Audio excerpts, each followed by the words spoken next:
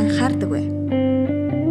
Та өөрийнхөө эрүүл мэндэд хэрэгтэй зөвлөгөөг сонин сэтгүүл, радио, телевиз, интернет орчноос олж чадаж байна уу?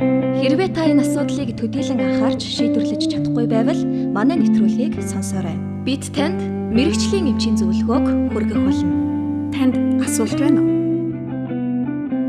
Эрүүл мэндийн зөвлөгөө нэвтрүүлэг. За өдрийн мэнд сонсогчдоо Эвсэг Монгол радио 91.7 сонсогч танд эрүүл мэндийн зөвлөгөө нэвтрүүлгээ энэ өдрөөс бол эхлээд явуулах гэж байгаамаа. За анагаах ухааны магистр, за хүний эмх эмч, дугуйрхүү эмчтэй энэ өдрөөс эхлээд бас эрүүл мэндийн зөвлөгөө нэвтрүүлгээ хүргэхээр болсон. За тэгээд танд энэ өдрийн мэндийг хүргэе.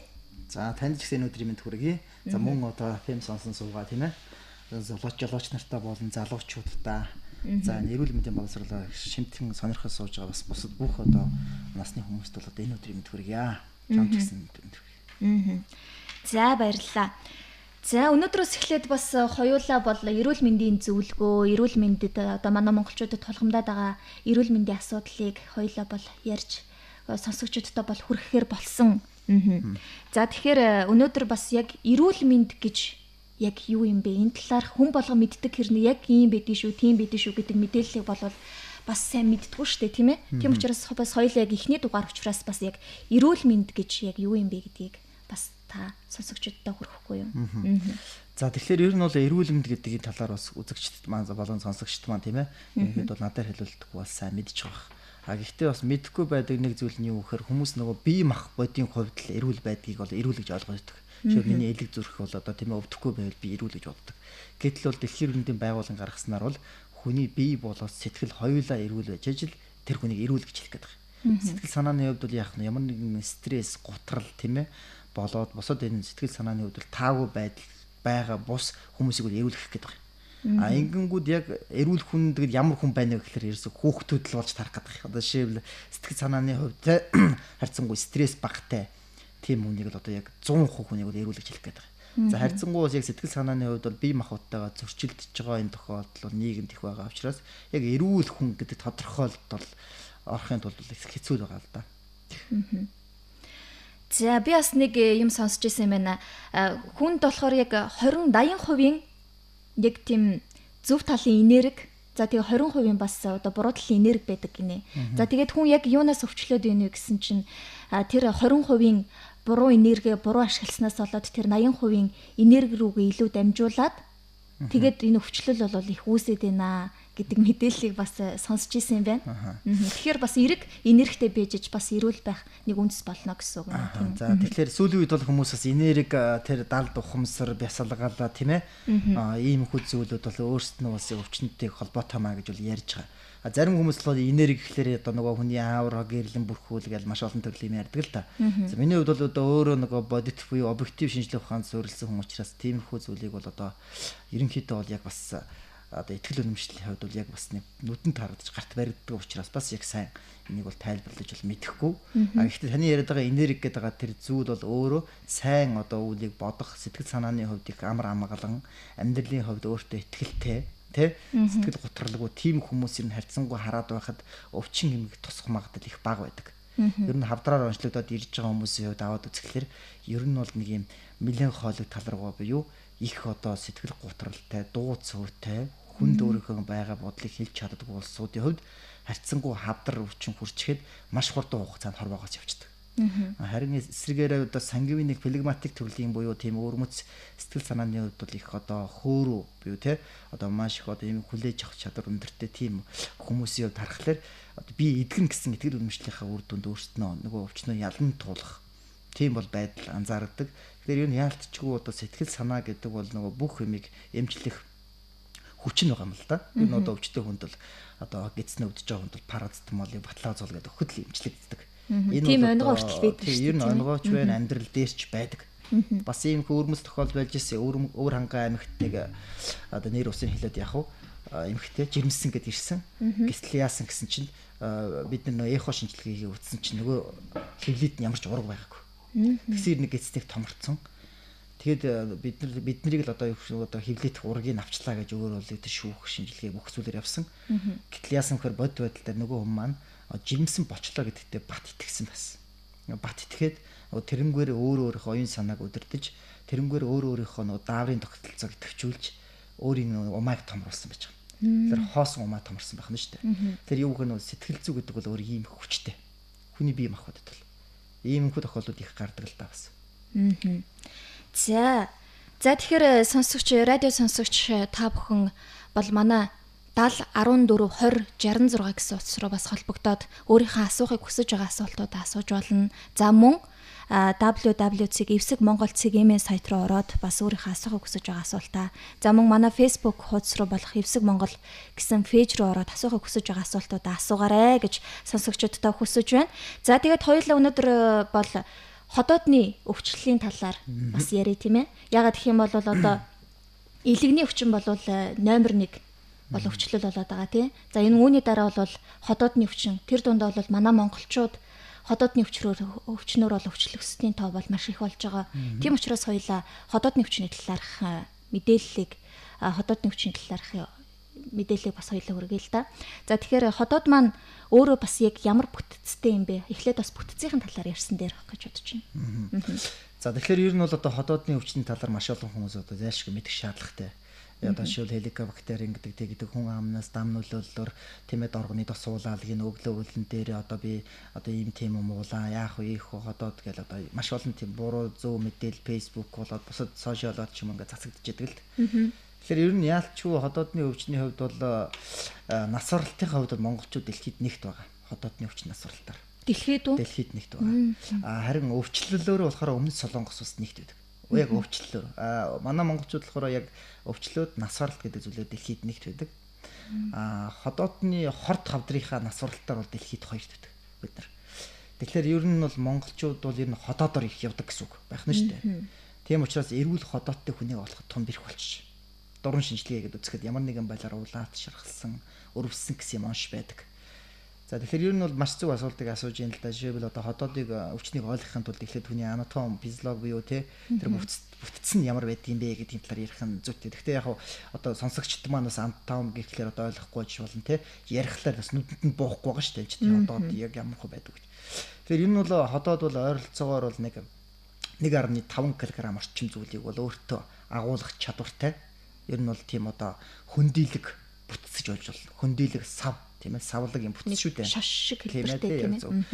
За ингээд энэ шош шиг хэлбэртэй сав эргэтэн лөө маань одоо жишээлбэл улаан хоолой гэдэг тийм ээ бидний одоо хоолыг дамжуулагч дээр 25 см 35 см орчим урт тэр гуурс чинь ходоодонд эхлээд хоолыг авч өгдөг.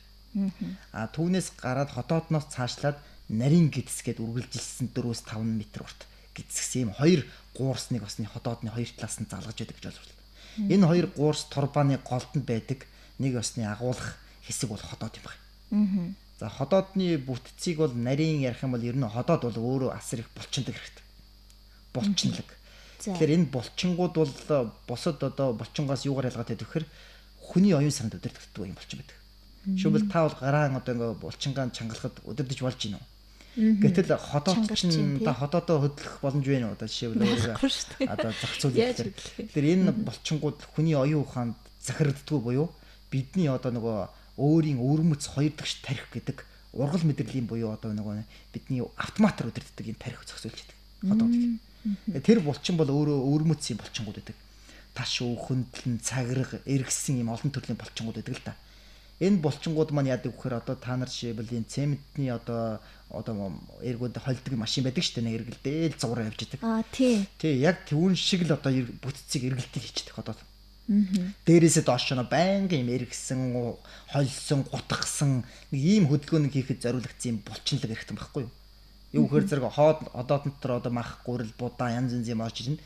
Түүнийг нөгөө ходоодны дотор байдаг асар их хүчилэг халуун шүүрэлтэйгээ хольж, хутгаж, зуурж тэр их шүүрлийнхаа айгүйр шатаахын тулд нэг ходоод ч ингээл зуурж идэх юм. Байнга ажилтдаг гэсэн. Тэгээд түүнийг нөгөө одоо ходоодны дотроо химус буюу ойролцоогоор бол нэг 0.33 орчим одоо юуны децибетр одоо миллиметрийн хэмжээнд очтол нь жижиглээд задлж өгөх. Тийм нэг өчгөн бантан шиг зунгаг юм үүсгэж байна шүү дээ.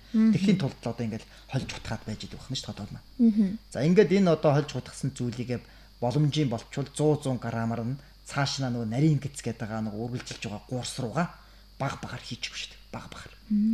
Тэгэхээр яад үхээр хүмүүс ойлгохдоо ходоодонд хоол орж ирээл цаашаа нь ходоодноос дамжаал тэр нарийн бүдүүн гэц рүүгээ урсан авчдаг бодоод төгөө.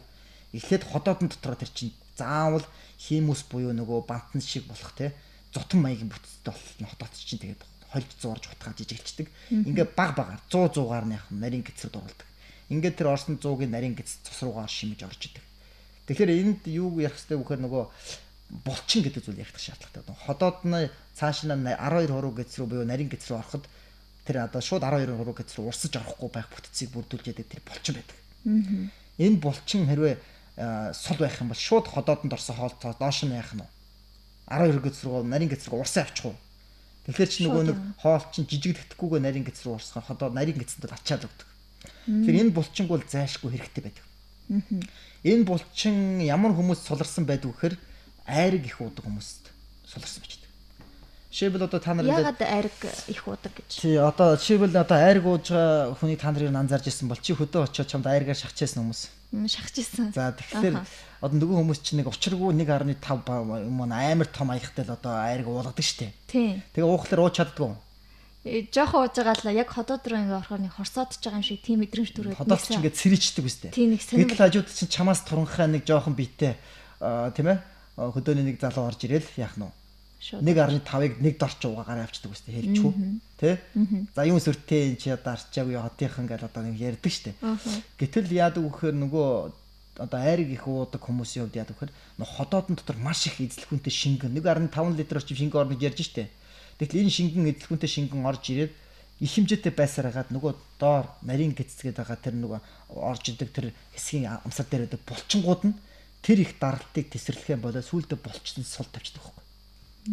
Тэгэхээр яд вөхөр зэрэг одоо их айраг уудаг тэр хүмүүсийн хувьд бол нэг осны энэ булчин сулралтай учраас хотоодонд нөгөө байгаа шингэн маань шууд нарийн гэц рүү урсаа авчдаг байна шүү дээ. Нарийн гэц бүдүүн гэцлүүг нь 4-5 м урт гэц рүү урсаа авчдаг. Тийм учраас тэд нар 1.5-тай тэр хул айргийг уучгаад жоохон байж байгаа тэнэгчгүй дахиад 1.5 литр уучдаг. Үгүй одоо хаашаа орд юм бэ бид нар гайхдаг тийм ээ. Гэтэл энэ юу вөхөр нөгөө ходоодыг нөгөө нарийн гэцний хооронд байдаг нөгөө булчин буюу нөгөө тусгаарладаг зүйл маань суларчдаг учраас тэр хүмүүсийн ходоодонд нь шингэн биш нарийн гэц рүү авчдаг юм шүү дээ. Тийм учраас одоо би юу хэлэх гээд байна гэхээр одоо яг зөв айраг уудаг бол их уудаг хүмүүсийн хувьд би юу хэлэх гээд байна гэхээр жоохон бас дургүй байж болно. Гэхдээ энэ бол өөрөө өвчин шүү. Өвчин болж таарад байгаа шүү. Юугүй тэр энэ булчингийн сулралт руу гэж байна. Тийм учраас хит их нэг дор уух аюултай байдаг.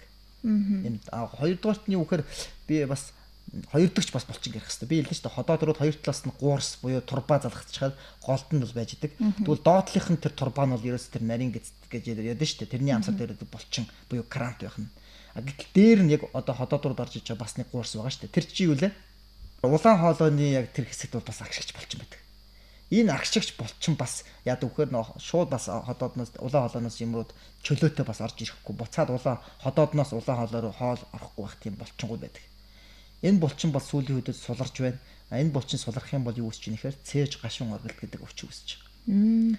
Тэгэхээр ер нь бол нэг бас энэ хоёр одоо ходоод руу хоёр талаас нь одоо энэ одоо шаацсан байгаа тэр гуурс чи юу гэхээр ерөөсөл одоо ходоодын дотор байгаа тэр хоолыг аль нэгэн дээш нь урсахгүй доошоо урсахгүй тулд одоо бас төгсөл хэсэг дээр амсар хэсэг дээр булчингуудтай байдаг юм аа. За ходоодны төр булчин өөр бүтц дээр ярих юм бол одоо олон төрлийн одоо бүтц ярина л да. Гэтэ ер нь хүмүүс бол ойлгоход бол ходоод булчинлаг хоёр талаасаа юм гуурсраад холбогдсон хөндийт ийм хэрэгтэн байдаг. Түүн дотор нь хоол бол хүчлийнхэн тусламжтайгаар жижигэрч бутарч байдаг гэж ойлгож байна. За тэгээд бас булчин гэж ярьлаа л да. Тэгэхээр булчин маань бас дотроо өөрөө янз бүрийн олон эстэй авах тийм үү? Тэгэд тэр эсүүд маань бас өөрөө ямар үүрэгтэй бол та тэрийг бас жоохон яриа. За тэгэхээр яг хөө зүгээр хүмүүс одоо жишээлбэл малын ходоо дотор талыг харж лээсэн бах юм одоо яг сархиг нэг тий одоо дотор талыг харахад бол ийм нэг атрилцсан нууралцсан гэсгүүд байдаг шүү дээ. Тэр атрилцсан нууралцсан гэсгүүд бол хэдэн 100 сая бол одоо ийм эсүүд байдаг. За эс гэдгийн талаар ер нь хүмүүс бас ойлгохгүй л дээ. Эс гэж яг юу хэлээд байгаа гэж. Гэтэл эс гэдэг бол ерөөсөө тэр одоо махыг бүтээж идэг хамгийн жижигхэн одоо бидний нүд микроскопоор харж байхад ийм амьд ийм хөдөлгөөнтэй эргэтэнгүүдтэй тийм одоо эсүүд байдаг. Одоо бүтцүүд байдаг байна шүү дээ. Энийг бол одоо хүний биеийн хамгийн жижиг бүтцүүд гэж ярьдаг. За ходоодны дотор бол 5 төрлийн эс байдаг юм. Тэгэхээр 5 төрлийн эсүүдийн одоо хамгийн чухал эс нь болохоор одоо ерөнхийдөө бол ходоодны хүрээ эс гэж байдаг л да. Тэр эсүүд яадаг вэхээр пепсин гэдэг одоо дааврыг ялгуулждаг. Дааврыг нь одоо юу хүчил ялгуулждаг. Энэ одоо пепсин гэдэг тэр зүйл маань яадаг вэхээр одоо хотоодонд орж ирсэн нөгөө мах ба штэ. Махыг бол яг нь задлж өгчдөг. Шөөбө бид нар мах идлээ гэхэд тэрийг чинь одоо хотоодны пепсин гэдэг зүйл задлж өгдөг нь штэ. Хэрвээ чиний махны хэмжээ бага бол чи бол яг нь хотоодонд ч мах шингэхгүй л гэсэн. Ийм одоо пепсин гэдэг зүйл ялгарч яадаг юм аа. Хоёрдугаарт нь бас нэг өрмөц ялгардаг одоо зүйл нь юу вэ гэхээр хотоодны салс гэж байдаг. Салс. Тэр салс гэдэг зүйл чи одоо нэг басны хотоодны гадуур нь хучж байдаг юм нэг нунжгаа нэг зүйл байдаг л да. Тэгэхээр хотоод жишээлбэл хүчлэг орчинд яагаад өөр төлөгддөг юм бэ чи одоо бодож байна. Ялгаа байхгүй мах штэ хотоод чинь. Тэгвэл яагаад гаднаас орж иржсэн том махыг боловсруулаад байна. Зарим хүмүүс загс идчихдэг штэ түүхий загс. Түүхий мах идчихдэг, түүхий элэг идчихдэг. Гэтэл ялгаа байхгүй тэр чинь хотоодтой айлах мах л гэсэн үг штэ. Яагаад тэр өөрийн тэр 1.5 литр орчим тэр халуун буцалж байгаа шүүрэлдээ төлөгдөхгүй байна вэхээр тэр хотоодны тэр салслаг шүүрэл гэдэг зүйлийг салслаг эсүүдээс нь ялгарчдаг. Тэр нь яд үгээр хотоодны тэр дотор талын давхаргыг тэр чигээр нь хучаад өгчдөг. Энэ нэг басны одоо хамгаалтын давхаргыг үүсгээд тэр нь яг нүхэ хотоодныхоо махыг төлөхгүй байх боломжийг бол бүрдүүлж идэх байна шүү дээ. Ингээд хотоодонд бол хүрээ эс гээд пепсин буюу уураг задлагч одоо фермент ягаруулдаг эс байдаг бахна. За пепсин дээр бол яг нэг сонирхолтой зүйлийг хэлэхэд бол пепсига ундаа байдаг шүү дээ. Пепси гэдэг ундааг чинь пепсин гэдэг зүйлээс анх үүдж гаргаж ирсэн шүү дээ. Илэг одоо хотоодны тэр одоо пепсин гэдэг зүйлээс л үүдж гаргаж ирсэн гэж үздэг. Тийм учраас одоо хоол шингэхгүй махан хоол идсэний дараа газтай ундаа би тэр пепси ч юм уухад шууд хоол шингэдэг гэж ярьдаг шүү дээ. Мах задлагчтай гэсэн үг шүү дээ тэр чинь.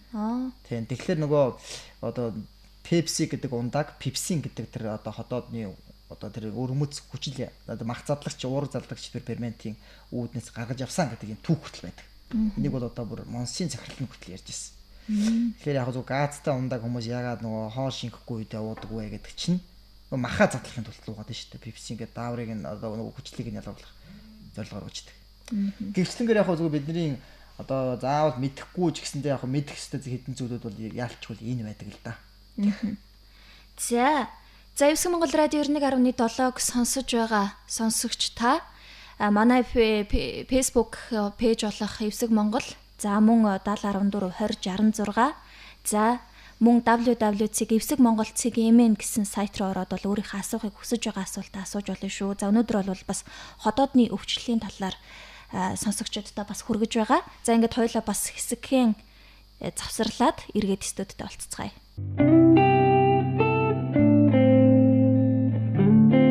Эрүүл мэндэд хэр анхаардаг вэ?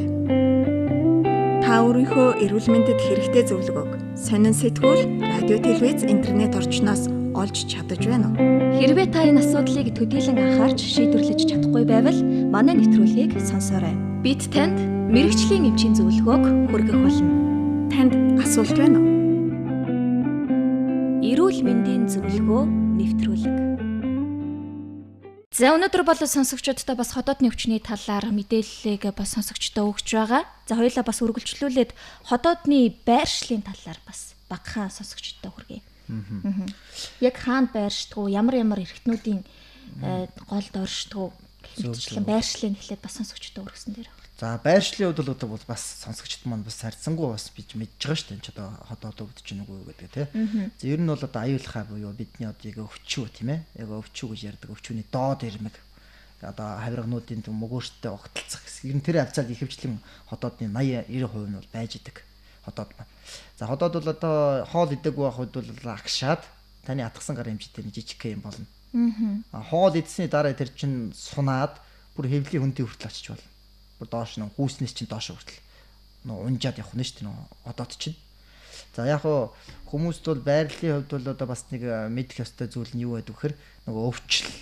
Энэ хотоод гэн өвдөд байна уу эсвэл миний одоо юу өвдөд байна гэдгийг бас мэдэж болно шүү дээ. Жишээлбэл одоо ингээ аюулхай ардад ингээд хоол унд идэж уусны дараа юм уу те аль эсвэл хоол идэггүй байх үед өвдөж чинь үгүй юу гэдгээс хамаар их байрлал их өөрмөцөлтөө. Ер нь бол аюулхай орчим өвдөхэд бол манайхан бас шууд бас ходоод гэж бас ойлгож болохгүй. Энэ юу гэхээр нөгөө нойр булчирхаа гэдэг эрхтэнтэй ходоод маа нэг усны одоо хөршүүд нэг усны андууд гэж ойлгож болно. Салшгүй. Яг л яг одоо задлан шинжилгээ хийгээд үзэхэд ходоодны арт талд ингээд наалтсан бичдэг нойр булчирхаа гэж. Нойр булчирхай тий. Тэгэхээр юу гэхээр нөгөө ходоодоор нь өвдөж байна уу, нойр булчирхай нь өвдөж байна уу гэдэгээс маш сайн мэдэх хэрэгтэй. Жишээлбэл одоо хүмүүс миний одоо энэ аюулхай нагцаа өвдлөө гэхэл ходоод өвдөж байна л яадаг шүү дээ. Гэтэл нойр булчирхай бас байдаг байхгүй. Нойр булчирхай. Тэгэхээр зүгээр хүмүүсийн хувьд бол одоо ойр дотны чинь хэн нэг нь яг энэ аюулхай орчмоор ингээ өвдөд байна гэж хэлэх юм бол шууд яг ходоод бишээ. Эн чинь нойр булчирхай байж болно шүү гэдгийг бас ойлгох хэрэгтэй. Энэ аюулхай орчмын нэгэн одоо өвдөлтөнд бол байрлалын хувьд бол ингэж ойлгож болно. Тийм учраас зайлшгүй өмд мэддэг тийм ээ мэрэгжлийн эмчд бол хандахгүйгээр өөрөө ходоод өвдөж ийн гэж бодоол ходоодонд эмчил хийгээд байсан чинь нойр булчирхай нь өвдөд хавдар болцсон байвал яах вэ гэдэг бас эрсдэлтэй. Тийм учраас хүмүүс маань бас дам нөлөөлөөр бас зөвхөн ходоод гэж бас ойлгож болохгүй шүү аюулхай орчинд бол. За сонсогчдод бол одоо өнөөдөр бас ходоодны бүтэц за мөн ходоодны байршлын талаар бас сонсогчдод хүргэлээ. За тэгэх юм бол одоо бас өргөлжлүүлээд хоёлаа ходоод маань бас яг юунаас болж өвчлөөд идэг юм бэ? Тэр өвчлөх одоо шалтгаан нь яг юу юм болоо? Энийг бас хүргэе л да. За ер нь бол ходоод гэдэг эрэхтэн маань өвчлөх одоо өвчлөл одоо ер нь одоо шалтгаан бол төм юм байдаг л маш бол. За энэ бол одоо буруу хооллолт гэж эхэлж байна тий. Буруу хоолд гэдэг чинь буруу хоол дотроо өчнөөн задарна. Тэр чи одоо юу байх вэ? Одоо нөгөө боё гэлдгээр тий салаа зам гэдэг чи одоо тийш нэ яваад 2 зам гэдэг шиг. Гэхдээ яг зүгээр би өнөөдөр яг одоо үзэгчдийн бас мэдэх ёстой тэр хоолтууд дээр илүү их гэмтээдэг хоол нь юу байдаг юм бэ гэдгийг бас их ярьсан зүг бах тий. За яг хоол гэхээс илүү хамгийн нэгдүгээр хүн болгоны мэддэг нөгөө хеликобактер чинь. Хеликобактер. Тэгэхээр хеликобактер бол ер нь дэлхийгээр нэг тарцсан байна. Дэлхийгээр нэг тарчиж. За өнөөдөр бол монголчууд бол хеликобактергүй бол байхгүй. Бүгдээр хеликобактертэй. Та ч гэсэн би ч гэсэн бүгдээр хеликобактертэй. Тэр төрөөд бор хоолнд орж байгаа хүүхч гэсэн хеликобактертэй. Яагаад тийм бэ нөхөр ер нь монголчууд бол хүүхэд байхаас нахгүй бол хеликобактерийн халдварыг хүүхдүүдтэй нэг амнаас аманд хоолд ороод амжилтсан байждаг. Жишээлбэл бид нар одоо хүүхэдтэй бор хоолнд ороход аав нар, ээж нар, эмээ өвөө нар амандаа нөгөө бантангийн хөргөдөг төмсийг жажилж буталдаг байж байгаа шүлстэйг хамт хеликобактерийг хүүхдэд бол аманд нь халдварлуулдаг. Энийг бол одоо манай хүүхдүүд ч халдварлагдсан байгаа. Би ч гэсэн ялгаа байхгүй одоо ингээ халдварыг авцсан байна. За тэгэхээр ер нь бид нар бүгдээрээ халдвартай гэж ойлгож болно. Хеликобактер халдвартай. Ер нь хеликобактер гэдэг энэ зүйл бол өөрөө хүний бид байх уу гэхээр байдаг. Ер нь бол байдаг гэсэн. Ёстой ер нь бол. За энэ хеликобактер манайхан хеликобактер гарчлаа одоо яана гээл те сандрал гэдэг шүү дээ. Байга юм байж л шүү дээ ч одоо. За тэгвэл хеликобактер тэгвэл ямар нөхцөл хүчин зүйл үйлчлэхээр энэ өнөөдөр өвчин үүсгээд хавдар үүсгэдэг шалтгаан болч байгаа гэдэг дээр бол бид ярих хэрэгтэй. Яагаад хеликобактерийн үржилт нь илүү болчихоо гэдэг те. Тэгэхээр хеликобактерийн хувьд бол монголчуудын одоо ер нь дэлхийн орнуудаар харсан хеликобактерийн дархалтыг харахад энэ хеликобактер чи өөр их дотор өвөрмөц шинжүүттэй байна. Жишээлбэл одоо та нар одоо жишээлбэл одоо гадны оронд очиход нөгөө жомнууд нь ямар байдаг вэ? Том байдаг үстэй. Авраг том жом баг нисэхтэй айтал явж идэг штэ. Их заваа. Гэтэл манай жомнууд ч юм болохоор яд вөхөр нэг юм жижигхэн шар байдаг штэ. Жижигхэн нэг юу нисэх жохоо юмуд явдаг штэ. Яг үүнтэй байдлахын энэ хеликобактер болохоор манай одоо энэ оронд ч гэсэнтэй өөр байна. Гадны оронд ч гэсэнтэй бас нэг өөр хэлбэр их байгаа хеликобактер. Ер нь бол Монголд дарахсан хэлбэр нь болохоор хамгийн аюултай хэлбэр байна. Нэгийн А тип одоо генотип юу нөгөө хеликобактерийн гадаргуун дүр төрх тэрний нөгөө мушгаа эргэлддэг өрөм маягийн бүтэц төр нь бол одоо арай илүү хүнд нэг басны арай илүү сонгодог төрлийн нөхдүүд биднэрт одоо дарахсан байгаа юм л да. Америк энэ Европын орнууд дарахсан нь болохоор арай хөнгөн шит чанар. Тийм учраас хеликобактер бол тэднээс санаа зовох асуудал биш үү? Америк гадны орнууд яваад. Гэтэл яг Азийн орнуудын дунд ер нь бол манай Монголд дарахсан энэ хеликобактер бол илүү их одоо өвөрмөц хүнд шин чанарын учраас бид нар бол дийлэнхээр энэ хүнд шин чанарын хеликобактерийн халдвартай хүмүүс учраас илүү их ходоодны хор тавдар шархлаанд бол өвчлөөд насраад байгаа. За хеликобактерийн хувьд бол энэ бактери маань ходоодны хүчлэлэг тэр халуун буцалж байгаа шүүрэл дотор амьдардаг. Ер нь бол анх бол одоо эрдэмтэд ходоодн дотор энэ амьдрах ямар ч боломжгүй байна. Энэ бактери бол амьдрах боломжгүй байна гэж бол үздэг байсан л та. Гэтэл сүүлд энийг бол одоо Нобелийн шагнал хүртсэн эрдэмтэд болохоор юу гэсэн хэрэг энэ хүчлэлэг орчин дотор бол одоо бактери амьдрдаг юм а гэдгийг бол одоо гаргасан байждаг. Тэгээд түүнийг нь бол анх одоо эрдэмтэд болохоор энэ хүчлэлэг орчинд бол энэ одоо ходоод энэ хеликобактер бол юм гэдэг энэ бактери ч амьдрах ямар ч боломжгүй гэд ярьдаг байсан чинь мань хоёр яах нь тэрийг чинь одоо судалгаа шинжилгээ хийж хагаад ходоодон дотор бол одоо өөр хор тавдар үүсгэх юм гэдэг нь өөртөө идээд нөгөө ирчин хеликобактерийг. Тэгээ эдснийхаа дараа нөгөө ходоод нь шархлаад бүр хүндрээд нөгөө ирчин өөртөө туршилт хийж байгаа баталсан байдаг. Тэгээ ер нь ходоодон хеликобактер гэдэг ийм бактери амьдрдаг юм байна. Энэ хүчлэг орчинд амьдрах цорын ганц чадварлаг универсал одоо бактери бол хеликобактер гэдэг нотлогдсон. За тэгэхээр хеликобактерийн хувьд бол одоо монголчуудын маань хувьд бол яагаад ингээ ходоодны хор тавдрыг үүсгэх шалтгаан нэгдүгээрт нь ойлгомжтой боллоо шүү дээ. Хамгийн хүнд типийн буюу хамгийн одоо универсал маягийн нөхдүүд нь биднэрт тархацсан байж байна. Энэ одоо хеликобактер. За хоёрдугаарт нь яаж вөхөр нийт одоо энэ хор тавдар одоо онцлогдож байгаа аймагуудын хувьд аваад үзэхлээр их сонирхолтой. Энэ юугаар уус, баян хөлгийн, ховд энэ давсны хэрэглээ өндөртэй аймагуудаас нийт хор тавдрын 60% нэрч байгаа. 60 хеликобактертай одоо ер нь бол одоо энэ хавдартай хүмүүсийн хувьд. Гэтэл яагаад одоо бусад тэр зүүн аймгийн хүмүүс нь ходоод нь харьцангуй гайгүй эрүүл саруул байгаад байна гэдэг энэ одоо бас гайхаж байна чи. Жишээлбэл тэгэхээр эн чи юунд дээр тэгэхээр хеликобактертэй хүн болгон хавдар шилждэг гэсэн үг. Хүн болгон хавдар шилждэг. За тэгээ ямар хүмүүс нь ямар хүмүүс нь шилжээд байна гэхээр давс хэргэлдэх хүмүүс их шилжиж байна. Давсны хэрэглэх хүндэртэй хүмүүс. Давстай цай уудгүй чи. Давстай цай уун. За тэгвэл чи давстай цай уудаг бол чамд хавдар тусах магадлал илүү байна шүү дээ. Жишээл би одоо зүүн аймгийн хүн би давстай цай огтуч чаддаг. Давстай цай уухлаараа л одоо маш эвгүй байдаг. А тэгтэл чамд болохоор давсгүй цай уухлаараа маш эвгүй амнаас уунчих гад байдаг гэж ярьдаг те. Гэтэл тэртээ тэргүй чи бит хоёр халдвар байгаа. Хеликобактер халдвар. Гэтэл миний хеликобактер ягаад энд миний ходоодыг гэмтэхгүй байгаад байгаа. Ягаад тэгэхээр давс чи өөрөө орж ирээд ходоодны хүчлийг байх ёстой хэмжээс нь 3 дахин хэсгээд эхэлдэг. Нөгөө байх ёстой халуун шүүрэл чинь яах нь чи давстай цаадаг хүний хувьд бол яах нь 3 дахин илүү хүчтэй ялгарч байдаг. Энэ ингээд ирэхлээр нөгөө хеликобактер чинь яах нь давай одоо жинхэнэ надад бол боломж бүрдлээ ходоодыг өрөмдөй тийм ээ. Энэ миний таатай орчин боллоо гэд эдэн саяар үржиж эхлээд ходоодыг ч ухаж тэр ходоодыг чи өрөмдөж махыг чинь одоо яах нь идэж шархлаа гэдэг зүйл чи үүсгэж байна шүү дээ. Тэгэхээр ч одоо давстай цай уудаг хүн л давсны хэрэглээ өндөртэй хүн л ходоодны одоо хор тавдар шархлаа үүсгэх магадлал их байдаг гэсэн үг юм. Тийм учраас хеликобактерд хүн болгон ягаад шархлаа хавдард үүсдэггүй гэдэг нь одоо шалтгаан тодорхой болчихлоо шүү дээ. Ерөөсөө л давсны хэрэглээ байдаг юм. Тийм учраас магадгүй одоо энэ дотор бас намайг сонсоо сууж байгаа бас тий сонсогчдын хувьд бол одоо бас энэ давстай цайныхаа хэрэглээ гэсэн татгалзах хэрэгтэй болж гарч байгаа. Татгалзах хэрэгтэй. Дуртай дургүй тийм ээ. Тэгэхгүй бидний энэ ходоод чинь тэртээ дэргүү одоо их хүнд хоол иддэг бидний хувьд давсны хэрэглээ нэмэгдэх юм бол өнөө аюултай нөгөө хэрцгий одоо мошха тэрмхүү хеликобактерууд чинь амьдрах хоёр дахь сайхан боломжийн таавар бүрдүүлээд идэх байна гэдэг л болгож байгаа. Тийм учраас давстай цайг бол одоо бас ер нь бол хоолноос багасгах, давстай хоолыг бол ерөнхийдөө багасгах. За мөн тэр даршилсан тэр одоо давстай одоо ногоонд шүү дээ тийм ээ. Угэрцээ тэр одоо олон алуун одоо тэр ногоо тэр давслаг зүйлүүд чинь хеликобактерийг бол дандаа амьдрах нөхцөлийг дэмжиж өгдөг юм шүү. Энийг бол хэлхэн зүйтэй юм. Тэр хеликобактерийг халдаагүй хүн бол байхгүй шүү гэдгийг бол ойлгох хэрэгтэй. За бас одоо ходоодны өвчний үүсэх бас нэгэн шалтгаан бол хелико юм байна. Бас өөр яг одоо монголчуудад яг түгээмэл өвчин гэвэл тохиолддог өвчин гэвэл ямар вэ? За тэгэхээр бас хеликобактерийн хувьд бас их одоо би ер нь хеликобактертэй их холбож ярина л да. Ягаад гэвэл нөгөө ходоодны ч өвчний шалтгаан нь тэртээ дэргүй хеликобактер, хор тавдрын шалтгаан хеликобактер гэлчихэд шүү дээ.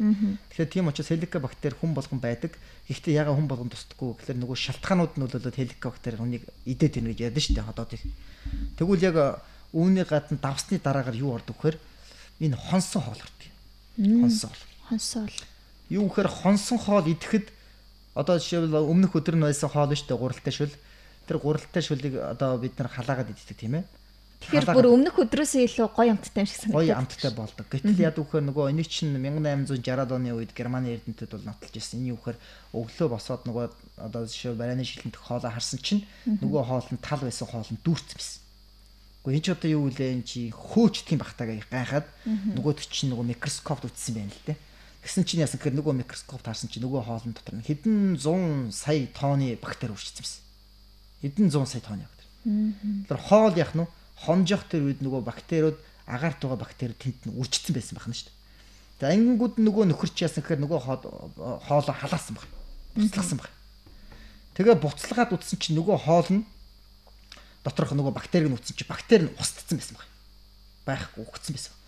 За тэгэнгүүт нөгөөд чинь за хоолыг буцлах юм бол бактериуд одоо үхэдгий байна гэдэг нотолж ирсэн.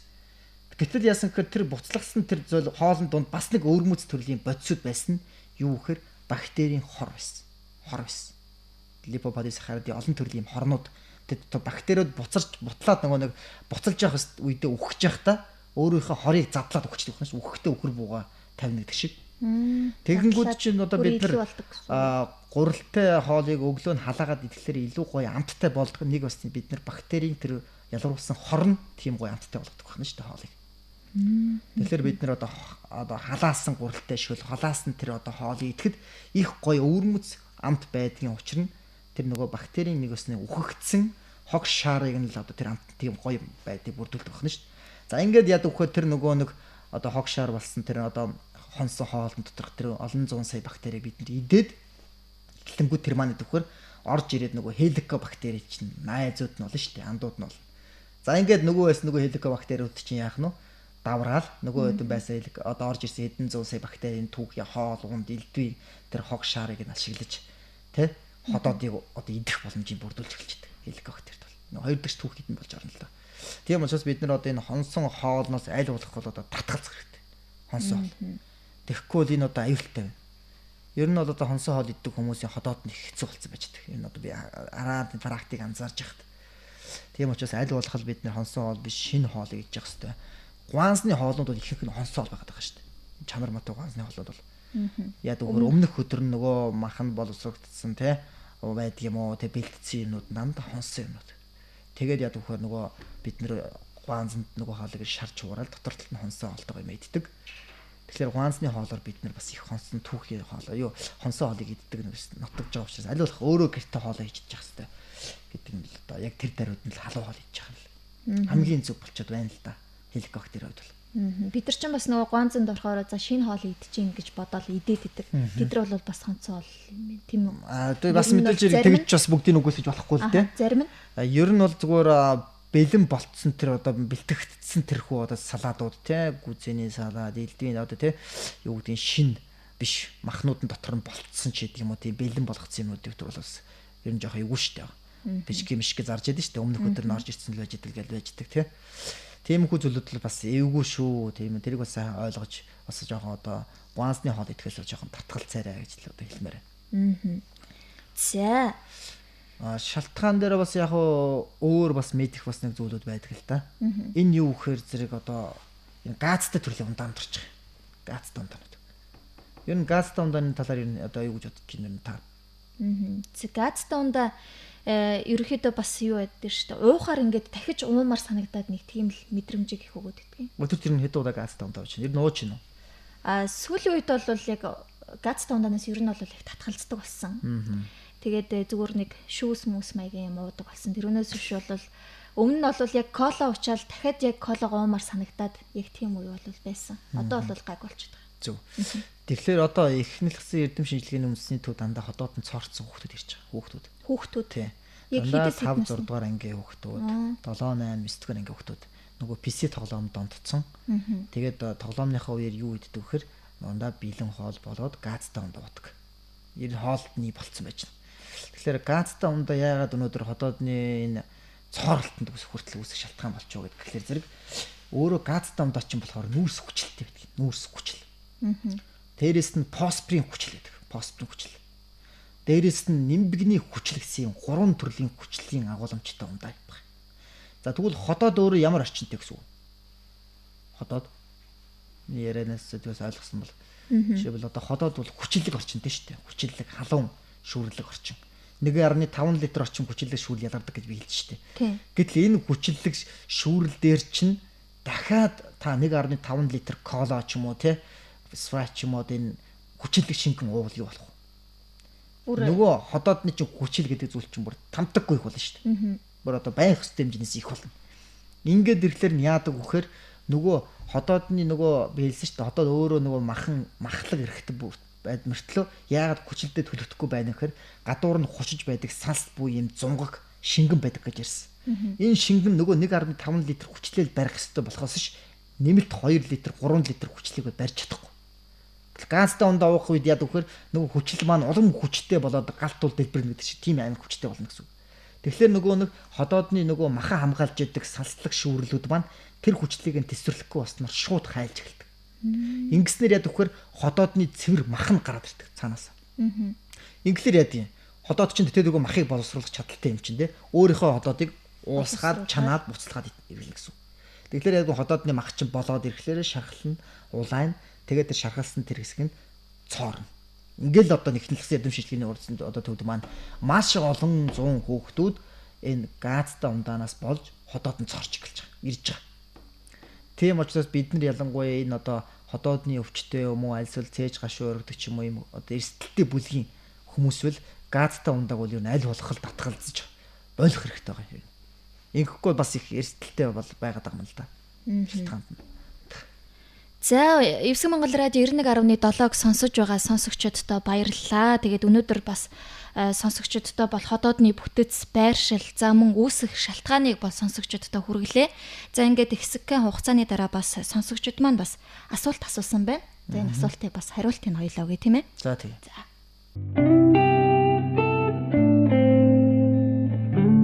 Та эрүүл мэндэд хэр анхаардаг вэ?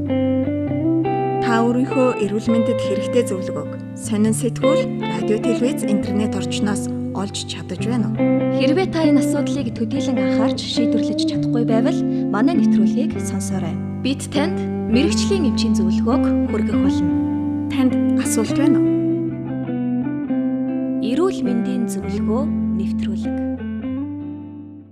За, Евсэг Монгол радио 91.7 та хамтдаа байгаа сонсогчдод баярлалаа. За, өнөөдөр сонсогчтанд дугуйрхүү эмчийн зөвлөгөөг бас сонсогчтанд хүргэж байгаа. За, тэгэхээр сонсогчд маань бас асуулт асуусан байна. За, хоёлаа бас асуултын хариултыг өгье. За, өглөө босоход амнаас эвгүй үнэр гарч байгаа. Энэ бол ходоодтой ямар нэгэн байдлаар холбоотой гэсэн үг үү? Ходоод муутах гэсэн үг үү гэж асуусан байна. За яг бас их хүмүүсийн асуудаг асуултууд байна тийм ээ. Ер нь өглөө амнаас эвгүй үнэрт их гардаг хүмүүс бол нэгдүгээр хамгийн амны хөндийн өвчин байдаг. Амны хөндийн өвчин буюу шүдний цооролт за болоод шүд хоорондын зайг хэр цэвэрлдэггүй гэдэг өөрөө сайн хянаарай. Жишээлбэл шүдээ угаачаад нөө шүд хоорондын зайд мах үлдчихдэг хоолны. Одоо мах чинь одоо үлдээл 2-3 цагийн дотор тэр чинь өмхийрээд ялзар явчихдаг. Тэгэхээр нөгөө шүд хоорондын зайг флос буюу нөө шүдний уцаар цэвэрлэдэг хүмүүс ам их өмхий байдаг. Тийм учраас тэрийг уцаар цэвэрлэх үгүйгээ бас сайн бодох. За 3 дахь бүр амны цэвэрлэгээ буюу стерилний одоо тэр ам зайлгч шингэнүүдээр 3 дахь цэвэрлэг хийдэг. Тэрний яд вөхөр одоо бид нар шүдээ угаасныхаа дараа шүднийхээ уцаар хоорондох зайг нь цэвэрлээ шүү дээ. Нөгөө мах цайхан. Үүний дараа бас дахиад бөөлөнд үлдсэн хэдэн зуун сая бактерийг амны тэр зайлагч стерилийн шингэнүүдээр зайлаад 100% тэр бактери устгах хэрэгтэй. Тэгэхгүй бактериос өөр өмхийг л оруулж байдаг. За ингээд яд вөхөр энэ 3 цэвэрлэгийг хэрвээ та хийж гин үгүй нэг сайн хянаарай. Тэгээ эндээс чинь бас их үүдж амны өмхий бас гардаг шүү. Шүдний цооролт энэ зэрэг яд юм те. За хоёр дахь нь юу байдаг вөхөр ихэвчлэн ходоод ч өөр өмхий хэрэгтэй шүү дээ. Бид нар бол задлан шинжилгээгээд үзэхэд ходоодыг зүсгэхэд бол одоо тэр чигээр өмхий байдаг. Яагаад гэхээр тэр чи өөр дотроо маш олон төрлийн юмыг одоо уургууд, задлагч ферментүүд, хими олон төрлийн бодис хүчил гэдэг чи өөр ямар их одоо халуун шүүрэл үлээ те. Одоо ходоодны өөрийнх нь махны үнэр чи өмхий үнэртэй. Тэгэхээр яадаг вөхөр ихэвчлэн өлөн үед ихэнх хүний ам өмхий байдаг. Тэр үед вөхөр зэрэг нөгөө ходоод дотор хоол орж ирээгүй байдаг учраас ходоодны уг үнэр нь үнэрчихэд. Уг нөгөө өмхий үнэр нь үнэртэж байдаг. Хоол идсийн дараа үнэр нь дарагдчихдаг. Амны өмхий үнэр нь бас дарагдчихдаг. Энэ яг нь ходоодны махны үндс нөгөө асар их хүчилэг тэр шүүрлийг нь хоолтойгоо холигдоод ирэхлээр нөгөө нэг хүчил чинь сарамгажаад үнэр нь гайгуулаад нь штэ. За мөн дээрээс нь та бас давхар ямар хүмүүсийн ам их одоо өмхий байдаг вөхөр энэ нөгөө ходоодны дээрээс улаан хоолойны ходоод руу залгадаг тэр нөгөө залгаас хэсэг дээр байдаг булчин гэж яриад байгаа штэ. Тэр булчингийн сулралтай улсууд бол ингэж өмхий үнэртчихдэг. Тэр сулрал бас тэгвэл юунаас болж байна? Тэр сулрал маань болохоор юунаас болдог вэ? Ихэвчлэн арх, тамхи, мөн дээрээс нь одоо жингийн илүүдэл, мөн дээрээс нь сэтгэл готрол, стресс, замбараагүй иддэг байх гихчлийн зүйлээс шалтгаалаад мөн жирэмслэлт байж болдог. Гэрчлийн шалтгаануудаас болоод тэр булчин бол сул тавьдаг л да. Сул тавьдаг. За мөн дээрээс нь хүүхэд байхдаа хүүхдийг бол нэг хэвтэйгээр нэг хөхийг хөхүүлдэг байцснаас үүсч тохиол байдаг юм. Хүүхэд байхаас нь. Одоо шивэ зарим ихчүүд хүүхдээ ингээл хэвтэйгээр нь хөхүүлж идэг штэ. Тийм. Тэр чи яд өгөхөр нөгөө хэвтэй байдал хүүхдээ чинь нөгөө улаан хоолын булчингууд нь сул хөвчсөн байдаг учраас гуйлгаж буцаж сүүн амаар нь гарч идэг штэ. Тэр чи юу нөхөр нөгөө улаан хоолой ходооттой холбогдож байгаа тэр нөгөө хэсгийн булчин сул байгаа учраас гэж байгаа. Тэгээ хүүхэд байгаас нь тэг гуйлгуулаад байнгын хэвтэй байдалд байгаа тэгэхээр нөгөө булчин хөгжих чадвар нь муу хөгжиждөг. Тэгээд насны одоо нас ахаад ирэх тэр үед нөгөө булчин угаасаа сул ходоод улаан хоолой хоёрын тэр нөгөө залгаа хэсгийн булчин сул учраас тэр булчин онгорхой байгаа учраас ходоодны асрыг хүчил нь улаан хоолойгоор дамжиж амаар өмөх юм нэртдэг тийм байдаг. Тэгэхээр тэр булчингийн сулрал байна уугүй юу бас сайн үзүүлэх хэрэгтэй. Тийм үү булчинтай хүмүүс булчингийн султай хүмүүсээс ландашгүй л дээ цээж гашуу өргөдөг хүмүүс тийм. Цээж нь гашуу өргөл ингэ явж идэх хүмүүс очдөг. За мөн цаашлах юм бол одоо энэ ходоодны энэ хүчил их бас муу хүмүүс ходоод амны өмхий байдаг. Их сонирхолтой. Тийм. Жишээлбэл одоо ходоодны доторх хүчил би 1.5 литр орчим халуун хүчил байлаа гэж хэллээ шүү дээ. Тэр хүчлийн хэмжээ ерөнхийдөө бол сайн байгаа тохиолдолд бол ходоод бол бүрэн хэмжээний хоолой задлаад бутлаад байдаг гэж ярьж шүү дээ.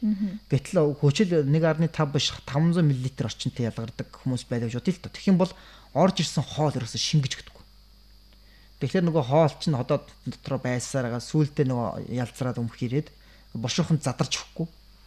Тэгэнгүүт чинь нөгөө бутуу язарсан бүтээгдэхүүнүүд нь буцаж амаар өмхий өнөрдөх. Тийм тохиолдол их байдаг. Тийм учраас ер нь бол одоо бас зөвхөн 100% бас ходооттой бас холбож болохгүй байх нь шүү дээ. Шүд байх нь, улаан хоолойн тэр агших булчин байх нь. За мөн ходоодны яг зүгээр хувьд бол нөгөө өлөн байх үед бас үүсчээд байгаа нь нэг хайтар хүний эмзэглээд байгаа асуудал биш шүү гэдгийг бас ойлгох хэрэгтэй шүү гэдэг нь бас давхар хэлэх юм зүйтэй.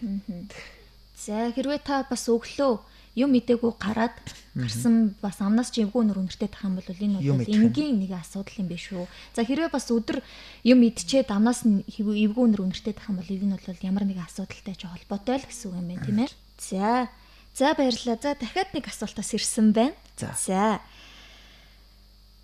Өглөө шууд босоод үлэн илгэн дээрээ өтгөн хар кофе уугаад дадал болцсон. За энэ ходоодонд хэрхэн нөлөөлдөг вэ? Урт хугацаанд муу үр дагавартай юу гэсэн асуултыг асуусан байна.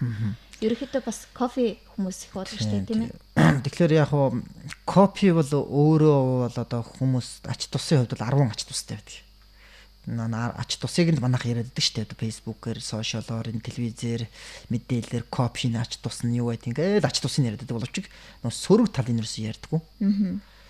Яалч кофений сөрөг тал нь юу байдаг вэхээр энэ кофе чинь өөрөө кофений төрлийн юм байдаг. Кофеин. За энэ кофеин гэдэг энэ бодис бол өөрөө нөгөө хүний сэтгэл санааг тайвшруулах, амаараа бэлсгэлэн тэ гутарж байгаа бол түүнийг нь тайлж өгөх, тэ жоох төвчүүлэх маягийн бодис шүү дээ чинь.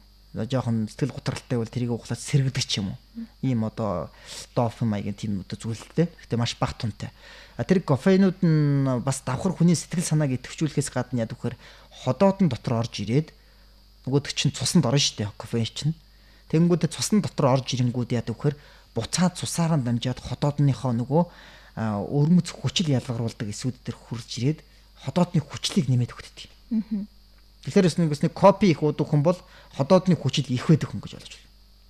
Ходоодны хүчил их байна. Тэгэхээр нөгөө яг үгээр өглөө өлөн дээр нөгөө ходоод чинь тэртээ дэргүү одоо яг хоосон байгаа ходоодн дээр бид нэр кофе уучих юм бол ходоодны хүчил чинь шууд асгараад байгаа гэсэн ходоод орч.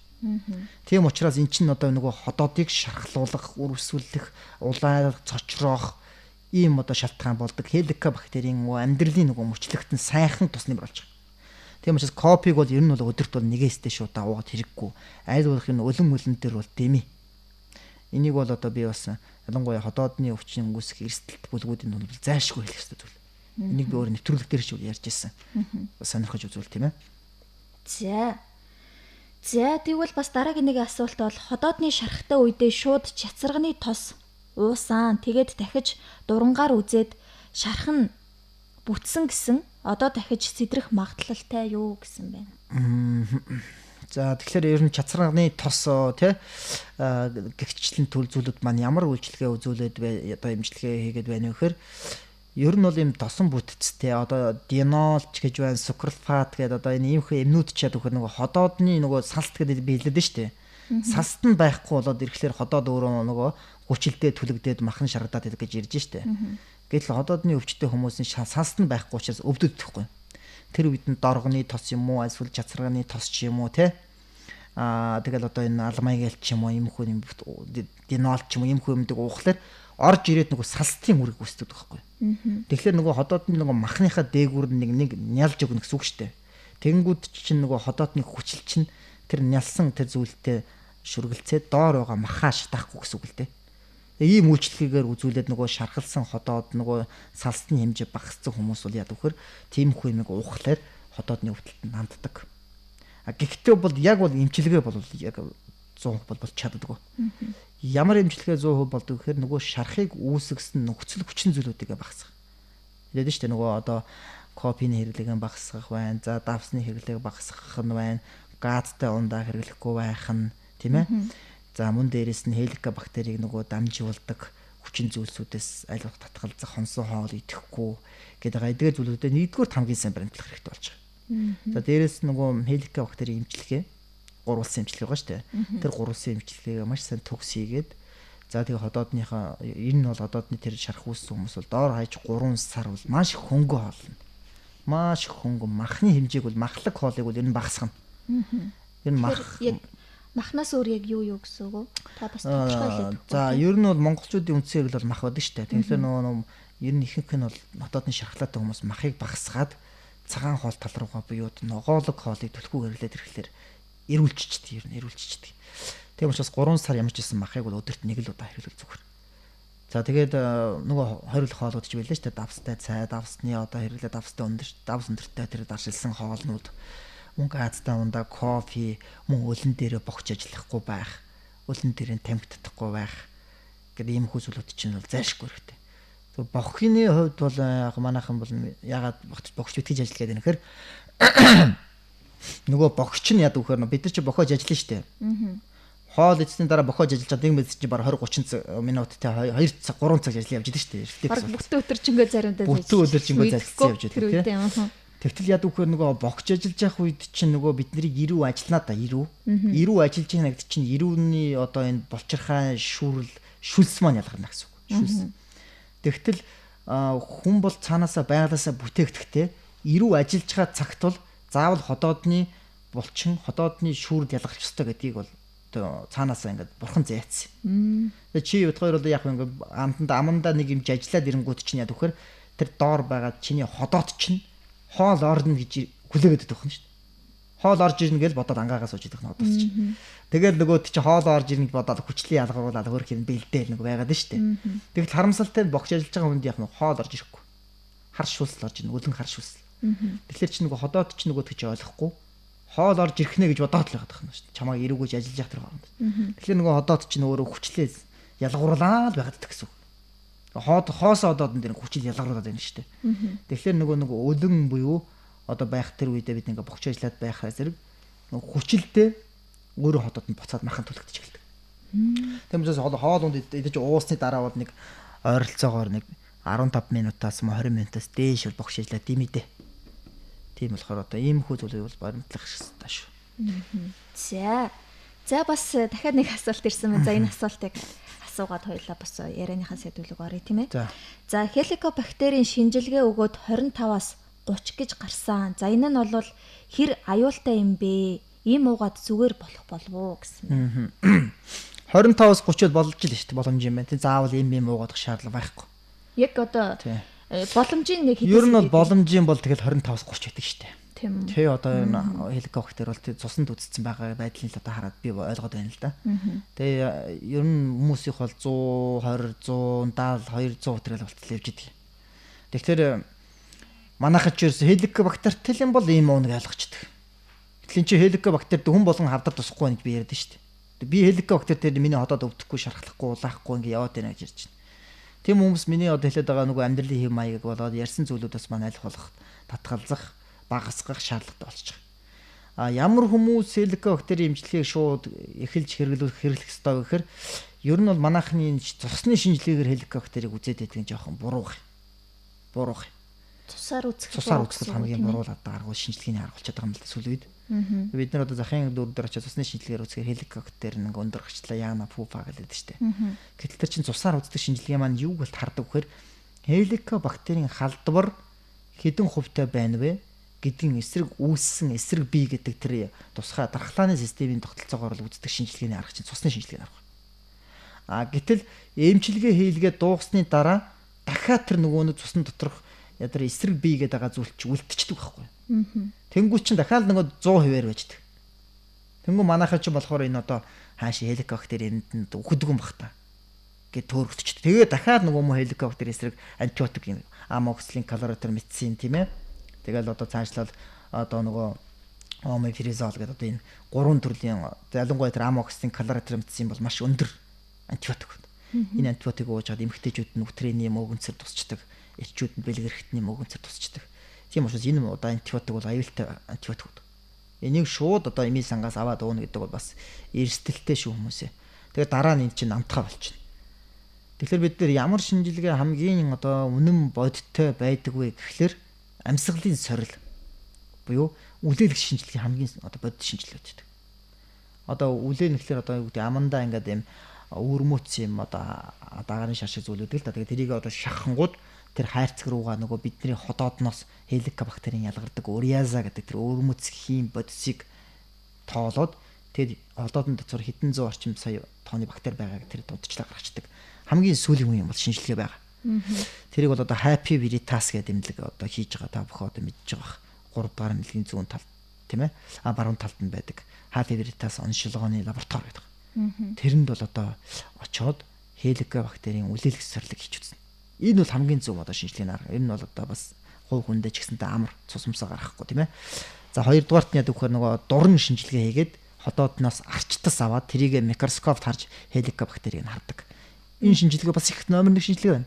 3 дахь шинжилгээ дурнд нь гэсэн үг. Тэгээ дурандаа л тэндээс нь арчтас аваад одоо нөгөө ходоодных нь айл нэг хэсгээс нь яг нь одоо жоохон хэмжээний юм аваад тэгээ тэрийг ургуулад харахаар хеликоптер чи жинхэнэ сар. Энэ бол одоо номер 1 юм байгаа юм та. Тэгээ хүн болгон бас дурандуулахаас залах юу яадаг штэ айдаг тэгээ зэрвдэг штэ. За мөн дээрээс нь өтгнөөс буюу одоо бааснаас нь хеликоптерыг үздэг. Энэ 3 арга хамгийн номер 1 арга. Тийм учраас одоо би хүмүүстэй хандж хэлэхэд тэр 20 30 одоо гарсан тэр хеликоптер гэдэг хүн бол хэрвээ зүгээр яг айгаа сандраад байгаа бол тэр Happy Veritas дээр нь очиод амьсгалын сорилыг нь хийлгээд тэгээд яг тэр хеликобактерийн гурвалсан ямиг уухаггүй юу гэдэг шийдэн өгөхөөс ш яг дураараа шууд одоо ингээ эмийн сангаас ороод тэр хелифак гэдэг тэр ямиг уундаг бол өстой болохгүй шүү л гэж би хэлэх гээд байгаа. Антибиотик тасал гэдэг үүсэж штт. Сүүлд дээр нөгөө хеликобактер нь тэрнтэй намтахаа болоод юу ч намтахгүй аратан болж өрдөг л да хеликобактер. Олон ч тийм хүмүүс байна.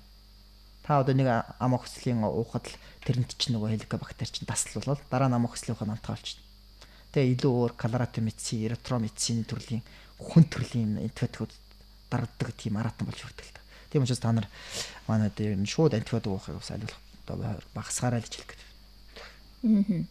За баярлалаа сонсогчдоо бас зөндөө олон хүмүүс асуулт асуусан байна. За бид энэ асуултын хариултыг бол бас дараагийнхаа дугаартаа хоёлаа хүргэе тийм ээ. Тэгэхгүй бол бас цаг бас нэлээд тавчуу байгаа учраас за ингээд үргэлжлүүлээд бас яг ходоодны өвчнийхээ талаарх мэдээллүүдийг бас сонсогчдоо хүргэе. Ингээд хэсэг цуцралгааны дараа хамтдаа эргээд уулзцгаая.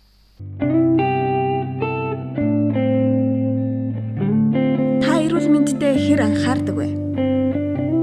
Та өөрийнхөө эрүүл мэндэд хэрэгтэй зөвлөгөөг сонин сэтгүүл, радио, телевиз, интернет орчноос олж чадаж байна уу? Хэрвээ та энэ асуудлыг төдийлөн анхаарч шийдвэрлэж чадахгүй байвал манай нэвтрүүлгийг сонсоорой. Бид танд мэрэгжлийн эмчийн зөвлөгөөг хүргэх болно. Танд асуулт байна уу? Эрүүл мэндийн зөвлөгөө нэвтрүүлэг. За 9 Монгол радио 91.7-тай хамтдаа байгаа сонсогчдоо баярлалаа. За тэгэхээр өнөөдөр сонсогч танд эрүүл мэндийн зөвлөгөөг бол хүргэж байгаа. За тэгээд ангаах ухааны магистр, за хүний их эмч дугуйрхүү эмчтэй бол манайх эрүүл мэндийн зөвлөгөө нэвтрүүлгээ хамтдхан хүргэж байгаа юм шүү. За ингээд сонсогчдийнхаа бас асуухыг хүссэн асуултанд нь хоёулаа бол хариуллаа тийм ээ. За үргэлжлүүлээд бас ходоодын өвчний талаар бас эргүүлээд ярий. Тэгэхээр ходоодны өвчин бол халдварт бус өвчин. За тэгэхээр энэ халдварт бус өвчин учраас бас удамшдгийн болов. Удамшил гэж бол байд юм бол. За яг удамшлын одоо генетик судалгааны хувьд бол яг актер бол дэлхийд хийгдсэн судалгаанд байдаг л дээ. Гэтэ яг хеликобактерийн хувьд бас те ер нь бол одоо хүнд бол одоо бактерийн тэр нөгөө хүний биед байдаг өөрт нь байдаг одоо те бактериудтай бас хамт бас үүсдэг удамшдаг байх магадлалтай гэсэн судалгаа байдаг боловч яг бол энэ дэлхийд бол нээлтгийсэн юм бол байхгүй. Тэгэхээр хотоодны өвчин бол удамшна гэдэг бол ер нь бас бараг л байхгүй тал руугаа л гэж ойлгож болно. Ер нь судалгаанаас харахад гэхдээ таны хэлээд байгаа тэр нөгөө халдварт бус өвчин үү гэж асууж байна л да. Энэ өөрөө одоо бас халдварт бус өвчин болоод ч тэр бас давхар халдварт бус өвчин болж байгаа. Нөгөө хеликобактер ч нөгөө халдвартай шүү дээ тийм ээ. Энэ нөгөө нэг шүлсээр дамжин хүнсэлцэж байхад шүлсээр дамжин хүүхдэд яг нөгөө амаас аманд нь хоолдоор дамжин. Дээрээс нөгөө Аазуудад ягаад ирэх тархсан байдаг вөхөр нөгөө манай Аазууд чинь голдоо хоол тавьж иддэг юм байна л да. Тэгээд нөгөө хоолоо голдоо тавьж идээд нөгөө Солонгос, Япончууд өргөн тархсан орнд бид нэг ингээд ороход те яад вөхөр ерөөсө хүн болгон нөгөө нэг голдоо байгаа хоолоо нөгөө савхаараа авч идэхтэй шүлсээ тэр хоолндоо голдоо байгаа хоолнд хийжт юм байна л да. Тэнгүүд одоо жишээлбэл чи яах нь араас нь нэг шүлстэй махыг авч иддэг ингээд тойроо бүгдээр ингээд голдоо ингээд савхаараа хоолоод голдоо тавьж иддэг хүмүүс. Их одоо халдаад амжт юм байна. Ялангуяа одоо энэ одоо казакууд тийм ээ бас голдоо хоол тавьж иддэг. Их хотоод бас муутай. За мөн дээрээс нь сүүлийн үед бас ингээд бид нар ч гэсэндээ голдоо хоол тавьж иддэг боллоо шүү дээ. Тэгэхээр Европын орны хүмүүс яагаад гэвэл зөвхөн урдаа тавхтай хоол бол болгон сэрээтэй, халбахтай, хутгатай гэж хоол иддэг учраас тэдний хувьд бас нэг халдвараас их баг дамжсан гэж ярьдаг юм байна. Хоолтын үед бас нэг ийм одоо голдоо тавьж иддэг хоолнууд бол жоохон бас өөрөө халдварыг тараах эрсдэлтэй байдаг учраас энэ одоо халдварт өвчин болж байгаа. Ер нь бол монголчуудын хувьд бол нэг дээхэн үед бол хүн болгоно л гутлынхаа төрөнд халбах сэрээ хутгаа хийгээ явдаг байлаа шүү дээ. Тэгээд өөртөө хит хутгаа гаргаж ирж махаа зүсч идэн тийм ээ. Өөртөө аягтай. Ийм байсан соёл өнөөдөр алдагдсан учраас бид нар нөгөө айлд очиход дурын нэг аяг тавхтай халбах сэрээ хутгаар нь л хоолж штэ. Одоо хүн болгон өөрөөсөө гэсэн халбаг алга, хүн болгон өөрөөсөө гэсэн хутга сэрээ тийм ээ аяг гэсэн байхгүй штэ. Тэр одоо аягаар нь хэдэн 100 хүн ч баг хэргэлцсэн ба штэ. Хөдөө гадаа хаанаас ирсэн найз нөхөд тэгэл бүгдээрээ нэг шүлстэйгээ холно тий. Тэгэл тэрийг бид нар дараа нь хүүхдтэй өгнө гэл бидний нь бол халдвар бол салахгүй. Тэрэнд одоо нөгөө нэг бид нар ингээд одоо нэг аяганд цай уугаад тэр аягтай цайгаа угаа штэ тийм аяга. Тэгээд дараа нь дахиж уухад халдварлдаг гэж юу?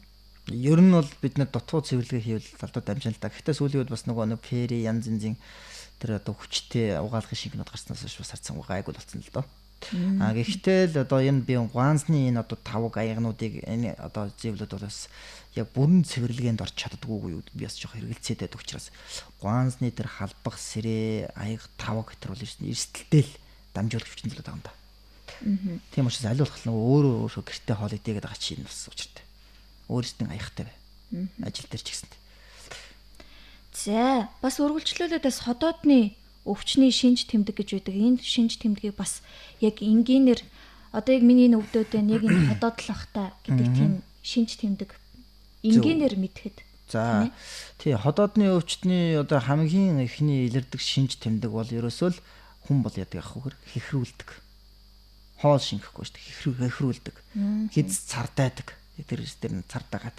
Зүгээр энгийн байх ч гэсэн цардаагаад. Гэж цардайдаг. За мөн дээрээс нь одоо дээш нь гулгдаг. Гулгдаг хүмүүс шүү дээ. Гэнт нэг гулгчих гад байдаг ч юм уу. За мөн цээжл дээрээс нь ядах хөр өтгөн хатдаг хүмүүс шүү дээ. Өтгөн хатдаг. Энэ хотоодны өвчний шинжид ордог шүү дээ их сонио. За мөн дээрээс нь одоо давхар мэдээж яриг хамгийн сүлд нь яригдах зүйл бол өвдөлтүүд. Ихэвчлэн хотоодны өвчтэй хүмүүс ядах хөр өлөн байх үед өвддөг сонирхолтой. Өлөн байх үед. Шүүвэл одоо юм идэхгүй бол хотоод нь өвдөж гэдэг. Яагаад ойлгомжтой шүү дээ. Нөгөө юм идэхгүй байх үед хотоодныхаа хүчилтэй махан түлэгдэх гэдэг шүү дээ. Юм идэнгүүд нэг арай дээр болоод байна шүү дээ. Хотоодны хүчин сарам гэж хаад.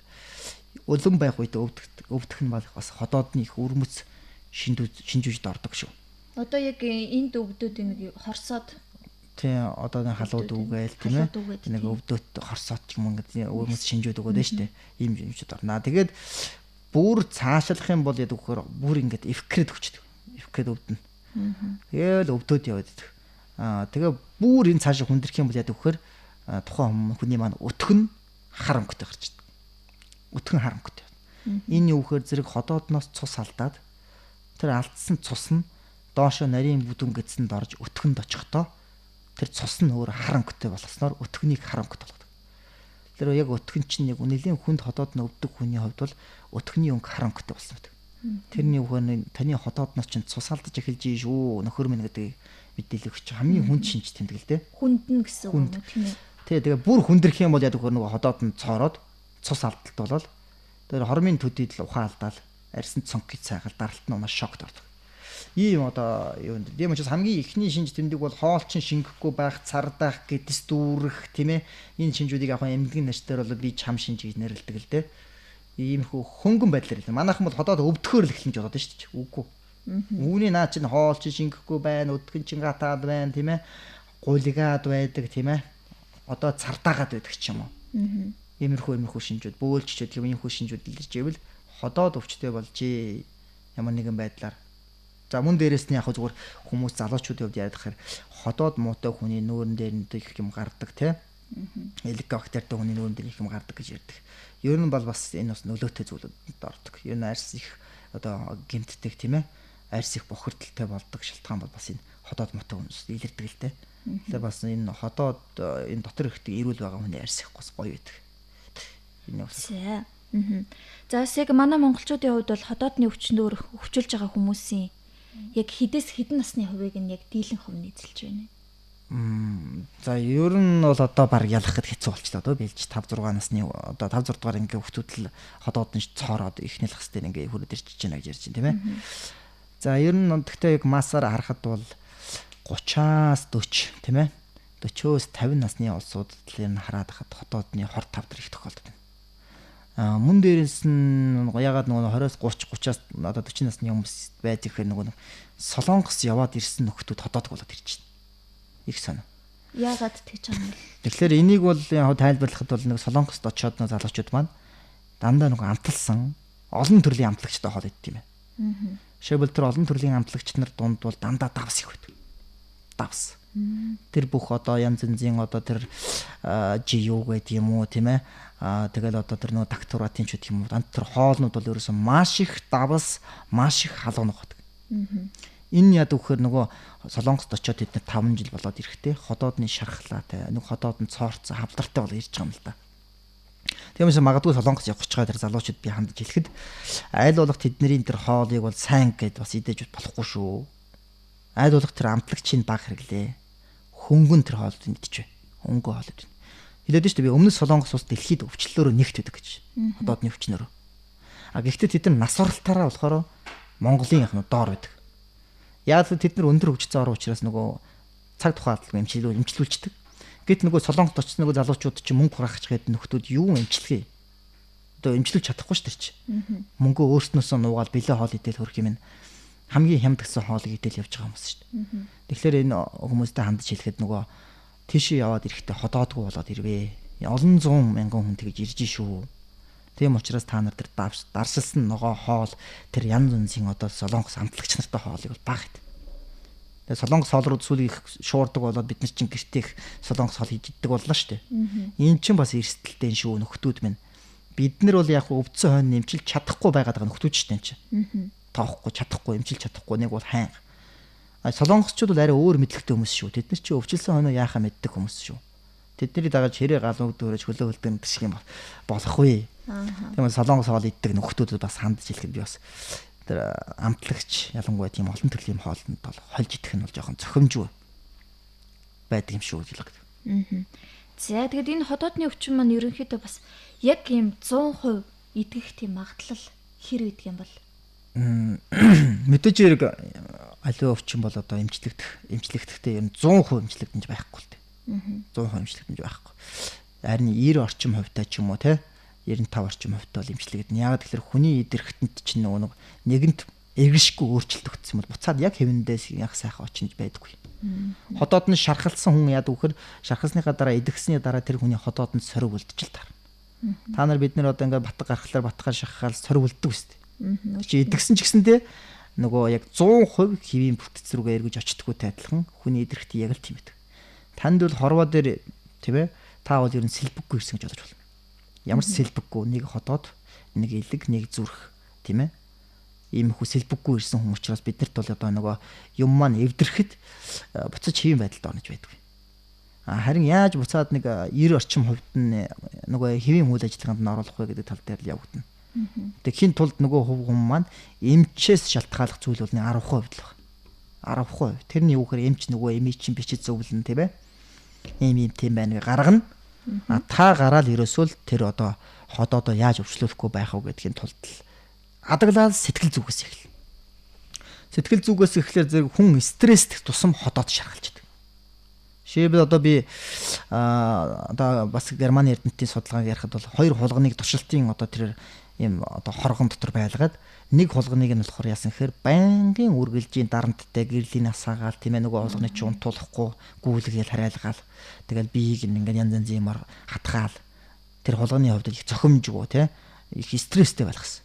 Тэгээд нөгөө талын хулганыг болохоор их тайван гэрлийн утаагаад нөгөө их тайванхан хөдөлгөөнөөр хөдөлгөөд хоол ундын зохицуулаад тийм ээ аль болох тайван амгалан орчинд байсан хулгануудыг 3 сарын дараа шалгаж үзээд нөгөө хулгануудын шархлааг нь одоодонд нь юм үүссэн байна уу гэсэн нөгөө стресст их байнгын нөгөө тамлуулж исэн хулган чинь ходоод нь ингээд жижиг цусны толгонууд шархлаа үүссэн байсан. Эндээс үндэслээд юу гэсэн гэхээр ходоодны шархлаа бол стресстэй зайлшгүй холбоотой юм гэдэг чинь. Зайлшгүй холбоотой. Хүн хулган хоёр бол ер нь одоо биологийн хувьд бол маш их ойролцоо бүтцтэй. Ялгаа байхгүй хулганд зүрх байна, хулганд ялгаа байхгүй уушиг байна, хулганд ялгаа байхгүй цусны улаан цагаан ялтас гэдэг эсвүүд бүгд байдаг. Тархлааны бүх тогтолцоо, нарийн тогтолцооны иммуноглобулинууд гэдэг эмчнэр ч өөрсдөө мэдчих. Тийм учраас хулган дээр бид туршилтаа хийх хүн дээр хийдэг. Тийм учраас хулган стресстэй ходоо шаргалж байгаа бид нар ялгаа байхгүй л. Та гудмаар гараад машин барьж явж байгаа нэг нөхөр урд таны урд те альсгүй л одоо ногоон гэрэл дээр амжиж орохгүй салгасаар байхад та ард нь уурлаа те. Бараг шиху манайхан ч нөгөө пэгэр дутсан хараалаа хэлээл. Ерөөсө юм болгонд л уралж бид нар чи. Бухимдалтай. Бүгдээрээ серозны царайтай болсон шүү дээ бид нар чи. Хөмсгөө зангидсан. Инээж байрладаг хүн байхгүй. Бүгд атаарах уу. Тэ? Энэ нэг юм дээшээ гарвал ерөөсөө наадах чинь бараг шиху өөр гэдэг шиг л тийм ээ. Тийм ээ. Үнчээр явсан хүнийг ч тэр одоо мөрөөрөө явсан нөгөө хүнийг ч тэр ловер хийгээ явсан ч хүнийг тэр адгийн шараар нь одоо боддог. Тэгэл одоо дотроо үргэлжийн энэ нэг юм миний дээр гарчих бол яах вэ тэгээ хэрэлдэж маргалдах юм бол дээр нь гарчих гал үзнэ. Энэ муухай зан гэдэг чинь өөрөө юу гэхээр нөгөө стресс гэдэг ч үг.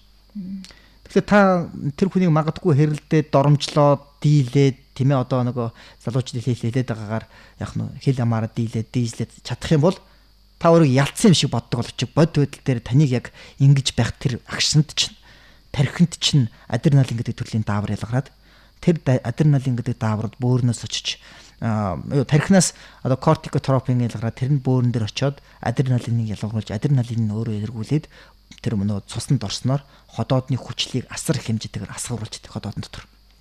Ингээл ходоод өөрөө хүчлдээ түлэгдэж чадчихдаг. Тэгэхээр яд өгөр хүн бол уурлах тусам, стресс тусам, бухимдах тусам, гутрах тусам таны ходоод чинь шаргалж идэг. Тэгэхээр адаглаад яах вэ? Эмчээс шалтгааллах юм 10% гэдэг чинь энийг л дэдэн шүү дээ. Өөрөө шалтгааллах юмнаас бүх юм эхэлнэ гэсэн үг. Сэтгэл санаагаа тайхан болго. Хоол ундаагаа гоё одоо сайхан болго. Тийм ээ? Миний хэлээд байгаа нөгөө шалтгаануудаас аль болох холдох хэрэгтэй. Ингээд ирэх юм бол бид нөгөө эрүүл, сарвал, сайхан ходоодтой байх бүрэн боломж байна. Орой 6-аас хойш хоолных махан хоолоо багасгах. Махан хоол баг идэхгүй байх хэрэгтэй. Юу идэхүүхээр сүү цагаа идэ, тийм ээ? Тараг, байцаалгын өгцөй помидор, шин ногооны салаадууд, гэгчлэн будаа ч юм уу, тийм ээ? Хөнхөн сайхан хоол орой 6-аас хойш. Ингээд ирэхлээр таны өглөө босгоход таны ядаж адаглаад амч өмх хэрэггүй, тийм ээ? Ходоод чинь шүнийг сайхан амарч хонно. Шүн одоо нөгөө ходоодонд ч ачаал баг өгснөөр нойрондоо сайн. Гэгчл ингээд байдаг учраас манайхан болохоор орой орж ирээл одоо нөгөө мөө маха бөөнөр болон хумгүй те хамжитэй унтдаг штэ ч гэдэг бас. Тэгэхээр манайхны хувьд бол одоо ходоодноосоо болж их явж байгаа шүү. Дэлхийд. Ходоод хогийн сав биш шүү. Энийг л одоо сайн ойлгох хэрэгтэй. Та нэг л ходоодтай заягдсан. Өөр тань сэлбэг байхгүй. Ийм л байна. За бас одоо хамгийн сүүлийн асуулт танаас асууя. Энэ бол ходоодны өвчний төрөл.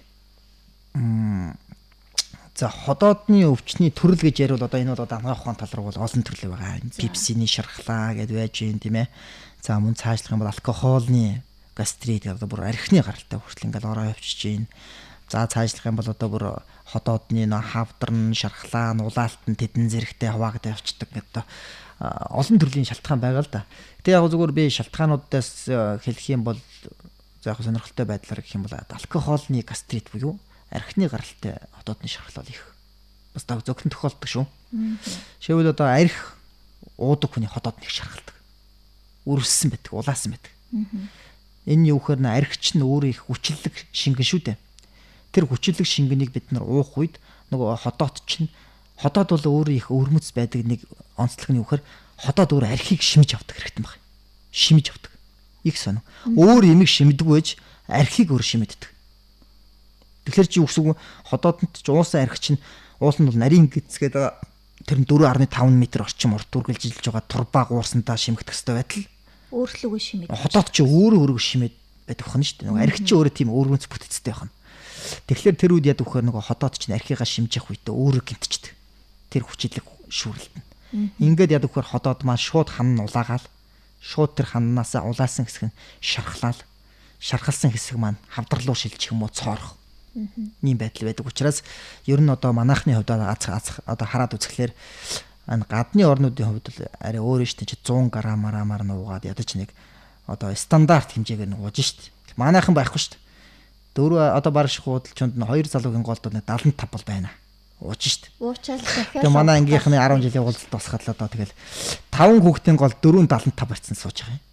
Тэгээ бараг дууссан тэр нь сууж байна. Тэгээд эренгүүд яд өгөхөр за чи хотож ирлээ. Торгуул тэгэл нэг одоо орсууч чиг стакан дүүргэл өгч байгаа. Гэхдээ ийм актер одоо ууж штэ монголчууд нэг хүн бол ойролцоогоор жилд нь 35 литр орчим бол архийг ууж штэ. Тэгэхээр бидний монголчууд бол нэг дор тим их арх уuna гэдэг бол ходоодоо цэвэр алнаар гэсэн үг л цэвэр ал. Тэр элэг гэхээс өөр нэн тэргүнд ходоод гэмтдэг. Шууд ходоод маань хамгийн ихний тэр одоо галын фронт төр байдаг юм чи ходоод чинь штэ. Архинд бол ерөөсө шууд хамгийн нэгдүгээр гэмтэж түлэгддэг нь ходоод байдаг. Тийм учраас манайхан бол одоо ялангуяа тэр арх согтууруулах ундааг бол одоо уухта маш одоо бага хэмжээтэйгээр болоод хоол ундаа идэж уусны дараа болон хоолтой хавсруулж одоо тэр архийг яах нь зүгээр яг үнэхээр шаардлагатай тэр хурим найр юм уу одоо болох юм бол бага хэмжээтэй хүртэж болно. Одоо санаа солонгосч би ингээд японч солонгосчуудтай ингээд байж хахад харж яхад ингээд хоолныхаа хажуугаар л арх уухтай. Хятад ч юм уу. А манайхан болохоор бол одоо хоол гэж юм байхгүй. Голд нь бол зүгээр л арх пимнаас юу ч байхгүй. Тэгэл уучих. Хоосон ходоодн дээр л уугаад шүү дээ бид нар чинь. Гэхдээ адаглаад идэж энийгээ мэдээд нэг хоол ундаа голдоо тавиад нэг арх одоо согтууруулах төрлийн юм нэг найз нөхдийн хүрээлэлд тийм ээ одоо бага хэмжээтэйгээр уулууд эн чинь бас бүржээл байхтараас мууч юм биш л тийм. Хүн болгон бас би одоо архинаас гар гэдэл гарч чадахгүй шүү дээ чи та. Би ч гэсэн өөрөө одоо ингээл баяр ёслол болохоор мэдээж иргэж хамт олноороо тодорхой хэмжээгээр тэр вино тийм ээ саке одоо пив төрлийн юмдаг бол одоо ялчгүй хэрэглэн шүү дээ чи. Тийм учраас одоо энэ үед бол ялчгүй нөгөө хоолны хэрэглээг зөв зохистой бол. Гэхдээ хоол идгээд манайхан нөгөө ойлгох. Би намны хэлснээр дуурхуу юм чил хоолтой хамт арх уу гэж бодчихсон. Мань нөхдүүд чинь нөгөө нэг хорхог боодох янз янзын хоньны өөхтэй хоолтойгоо хамт гусчих юм бол яах нь шууд панкреатит буюу нойр болчихын зочмог үрслэлээр л одоо үхэн шүү дээ. Одоо нэг басны өөхтэй ялангуяа хоньны махтай энэ ялангуяа хоньны өөх тостой тэр шорхог тий тэр шорлог өндөр тослог тэр зүйлтэй хамт архийг уучрах юм бол нөгөө нойр булчирхайн сувг маань шууд хаагддаг.